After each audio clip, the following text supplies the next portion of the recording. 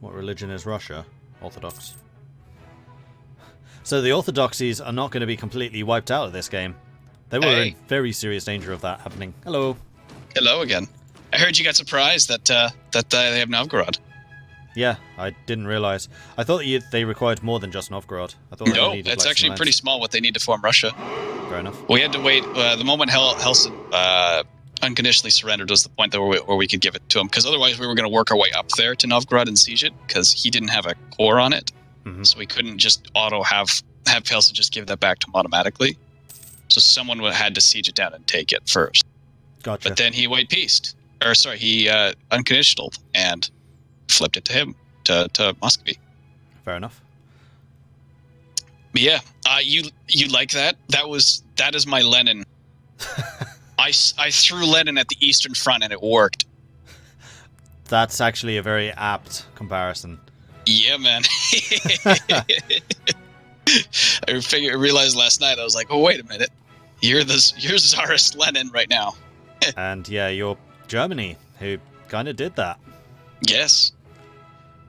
Oh, sorry, we've got a big fight coming in. The main point of the war was to give up as much Muscovite land as possible to form Russia. We'll continue that process the next war, cool. And also sorry, hang on. The Dutch have got 5.5 morale, the Congolese have got 5.1, Congo's just getting stomped right. Oh, stack wipe. And I suspect the Mali, when they join in, are also going to get stack wiped, because they are coming in piecemeal. 5.5 against 5.1, 2.7, tactics against 2.3, although their bulk of their forces have arrived. It's now 70,000 against 45,000, but they are losing a lot. But can the Dutch maintain these level of losses? That is the question, because they have absolutely no morale, no manpower left after this. But Congo is losing 2,000 men a tick. Netherlands is losing 500. How is the quality so different? This is insane. I just want to see until this last battle finishes, and I'll switch back to you, viewer. Oh, that's quite alright, I understand. Yeah, it's exciting things. Like, Africa's been fairly quiet until this point, and they won again. The Netherlands just beating everything that comes at them. Sorry, go on. That's quite alright. Yeah, so basically any land claims I might have aren't going to happen until maybe the third war. Mm-hmm. So, because we have other things that we need to do first. We got to give more of Russia over. We want to punch out a few other nations first. And then I might see about taking land. So basically, if I'm going to take Prussia from the PLC, it's going to be very, very late. Priorities. To maintain that, to demonstrate the integrity of the alliance, we are focusing my personal gains of the alliance after broader European integrity. It's the reason why we're called the Congress of Europe of Peace and European Integrity.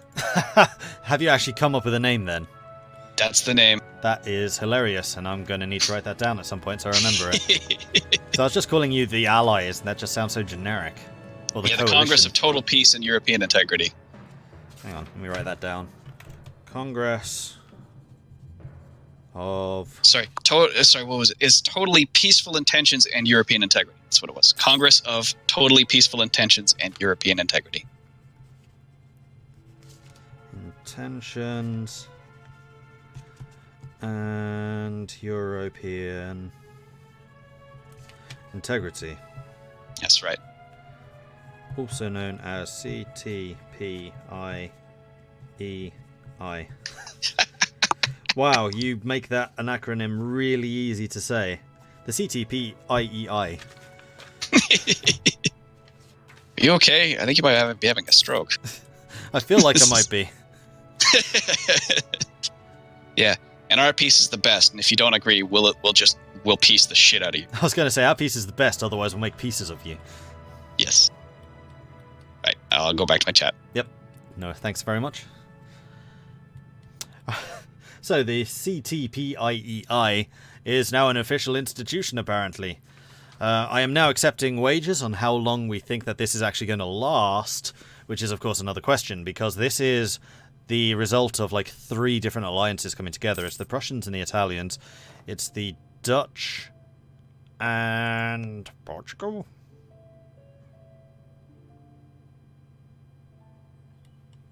I don't think Portugal actually has that many interrelated alliances with them. I mean, they do now, having Italy and Prussia, but I think it was Portugal and Ireland before.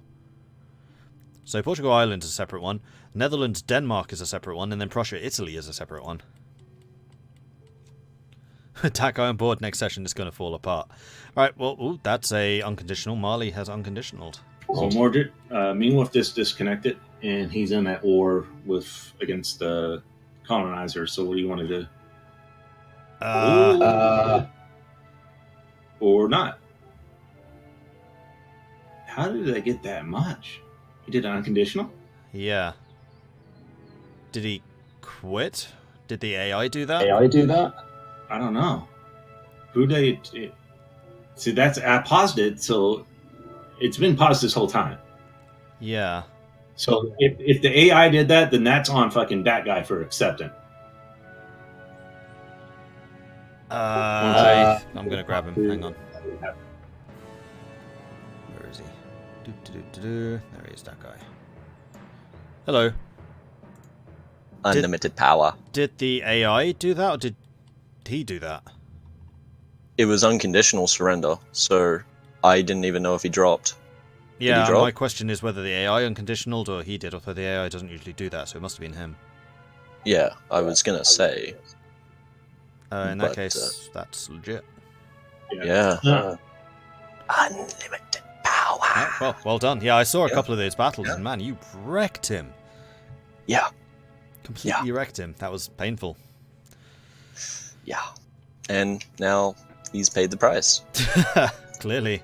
I was trying to work out trade deals with him instead of like him giving trade to Portugal. I was like, hey, give it to me. I'll pay you this instead. But no, he just declares on me. But yeah. Yeah, that was Holy Victory. So that wasn't Meanwolf in Congo. Okay. Right. That's why the Congolese turned down my separate peace offer. I see. So you can't take anything from them? Yeah. No, Okay. Val wanted stuff. All right, That's fine then. I just wanted to make sure there weren't any AI shenanigans there, because that would have been a terrible way to go out. Didn't even know someone dropped, to be honest. Yeah, Congo did. But that's fine. I was thinking that Meanwolf was Mali, but he's not. We're all good. Oh, I can ally any one of the players. That's fun. All right. Goodbye. See you later. Yeah, I was like, how did this happen? It was paused. Yeah, that's why I was confused as well. It's like, did the AI do that? Did he do that? And then, yeah, it's not actually him. We were both wrong. Yeah. So, yeah. Which was funny. It's like I offered, like Mali and Congo were thinking about joining on my side. And they're like, well, we'll just go after them separately. So if they had joined the big war, they could have made a huge difference. Yeah. And maybe they wouldn't have lost all that. I wouldn't be at all surprised if they do join you in the future now. Yeah, but that's going to hurt Mali big time. Maybe. The problem that Mali and the Congo had is they just couldn't get the war score to force a peace during your war.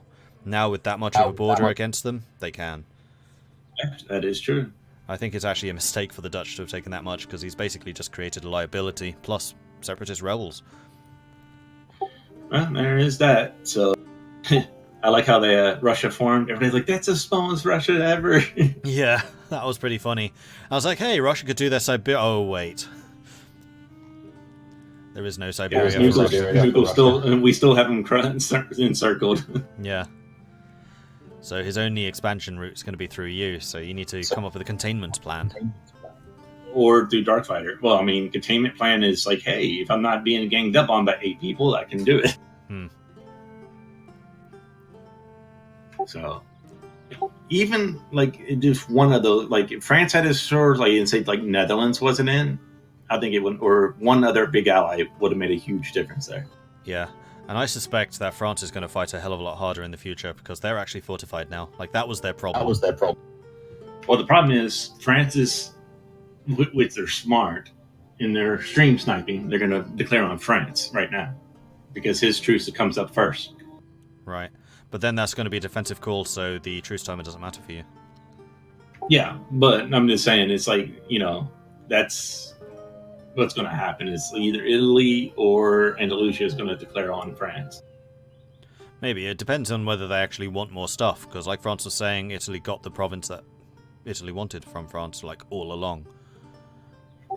Well, I guess it depends on if Code Rage has given up forming Rome. Rome, yeah.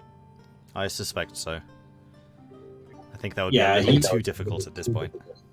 Well, even it's an ambitious goal, and he just didn't grow fast enough earlier. Form Rome, you have to basically get coalitions. Yeah, it's just too much high dev land. Yeah, and the fact that he still hasn't even taken Naples, like he hasn't been that aggressive at all. All right, well, game's back on, so talk to you later. Good luck.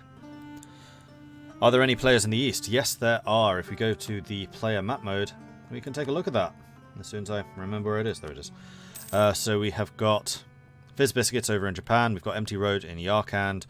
We've got Arachnos in Diviet. Trav in Ava. Klemf in Visionagar. Who's Malaya again?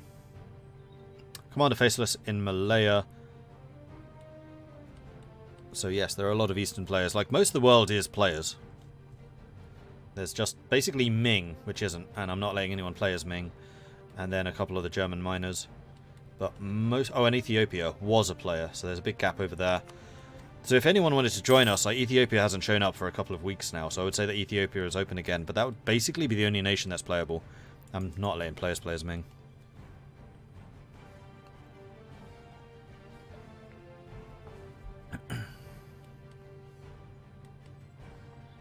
Oh, Arabia's going after the Ottomans. I am not surprised. I was actually expecting this to have happened a little bit more last session. I'm a bit surprised that this has happened so soon after the Commonwealth War. But I guess that they're feeling fairly secure with the truce that they have with the Commonwealth. So actually, if we hover over the Commonwealth, we can see what their truce timers are. Their truce timer is until 78, so they've got 12 more years of truce. Well, the truce timer with France has ended. Oh, and France took out Aragon. Ah, okay. I was thinking, France has grown a lot stronger down here. I don't remember France being this big. And yeah, Aragon's disappeared. So that would be why. I can't believe that England is still alive. How is England still alive? Like, I know it's Mordretopia, and that's kind of hands-off, but it's not as hands-off as, say, Tirhut, which no one had better have taken. Nope, Tirhut's still there. Strong and proud. And not a vassal either. Fantastic. How big a development is it? 23. This is such a rich area. It's crazy. Look at so much farmland. And it's like dyes producing farmland. Glass. Cotton. Wait, glass? I don't remember Hajipur being glass. Interesting.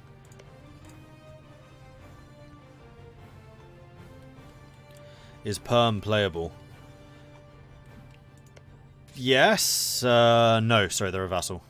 I'm not going to let players join as vassals. Likewise with Sapmi. Sapmi is a vassal. Diviet took Ming. No. Diviet, I think, is a tributary to Ming. Yes. Actually, let's have a quick look at that, actually. China's mandate is only 22. It's actually super duper low. They have a really big non-tributary neighbor. Yarkand? Yarkand is no longer a tributary. Oh, I think these players are angling for the war on Ming, actually. Interesting. I wonder what the Commonwealth's going to do about that. If these guys declare on Ming, is Commonwealth going to answer? Surprised no one's killed Ming. That's a lot of land still there. It's not that simple to kill Ming. What is Yarkand's development? Let's go and have a look. Yarkand's development is currently 299. Ming's is currently 1,292. Japan's is 852. Actually, Japan's surprisingly high development. Actually quite impressive. Relatively close to being a great power. They're about 80 behind Italy.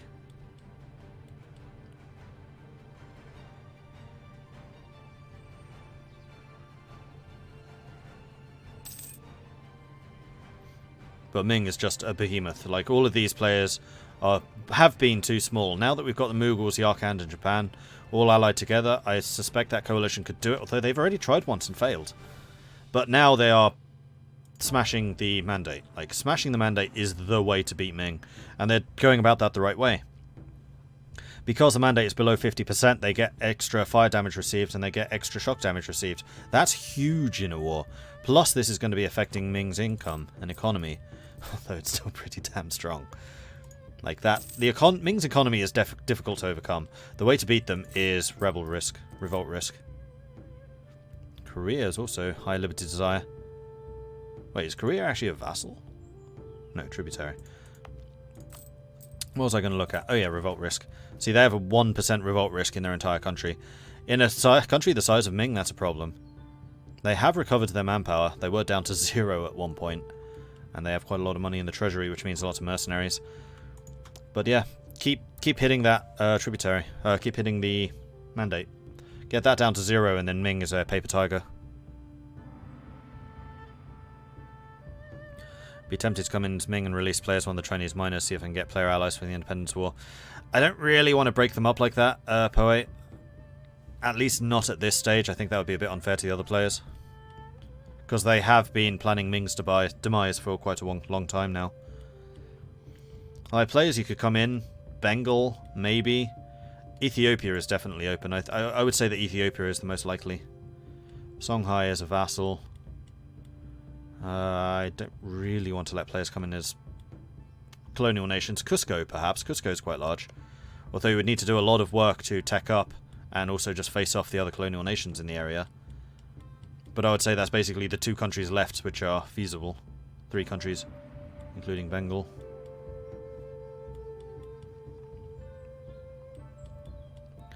$299 dev, need 300 for unguarded frontier. Yarkand isn't a horde, though they're a monarchy.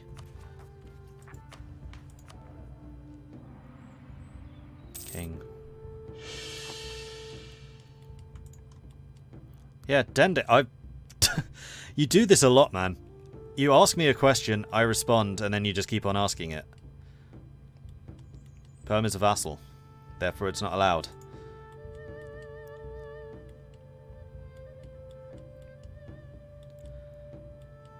So who are the wars at the moment? Arabia is still fighting against the Ottomans. Do the Ottomans actually have any allies? Avaria and Karakanulu. So no, this is basically the death knell of the Ottomans. And that is the only war in the entire world right now. We have half an hour still to go, so I am doubtful that any further player wars will take place here, although I have been proven wrong before. I think that this is just kind of the calm after the storm.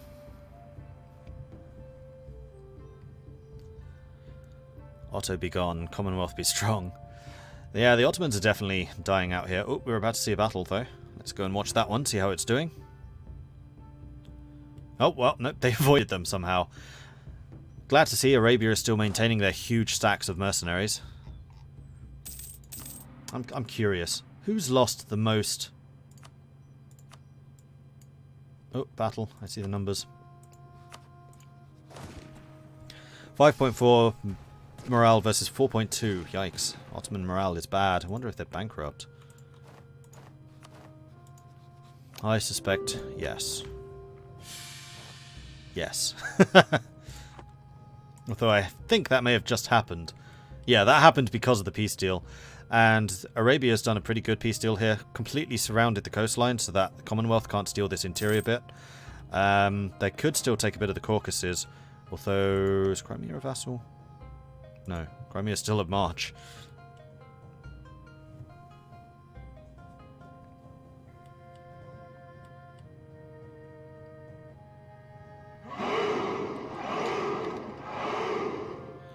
Otto, thank you very much for the follow. Matthew, thank you for the follow. Overlord Mike, thank you very much for the follow. And Slapfesk. Q Park. I think that's everyone. Thanks very much for the follows. Welcome to the channel. I hope you're enjoying this so far. The Ashikaga dynasty grows. Does it indeed? Let's take a look at the diplomatic map mode and then go to... Really? Dynastic is not diplomatic? Yeah, it's probably political.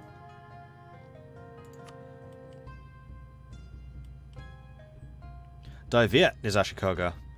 Interesting. So yes, their dynasty does grow.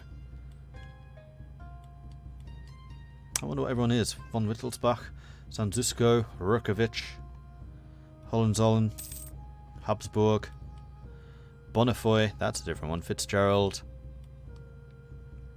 Marinid. Wait, is Portugal a republic? I need to double check that in a minute. Alui, Qatar, Sonny, Zoo. Interesting. What government is Portugal?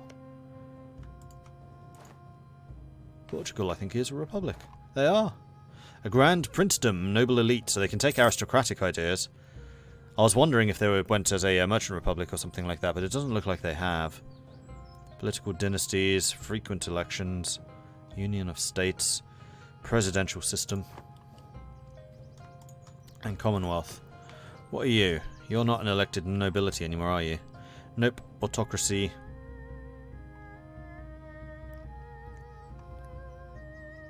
L'état c'est moi. And then political absolutism for the extra absolutism per year. Who was it that had the specials? France, the Netherlands, Sweden, and Manchu. So, France, do you have your musketeers? No. Really? That could have made a huge difference in that previous war. And then Netherlands was the other one. Let's take a quick look at that. The Netherlands have taken this. They've got the corruption reduction. They have a lot of corruption through overextension, right, because of the extra territories that they have down there. Absolutism's going up, harsh treatment, and then the admin efficiency. Another out of sync.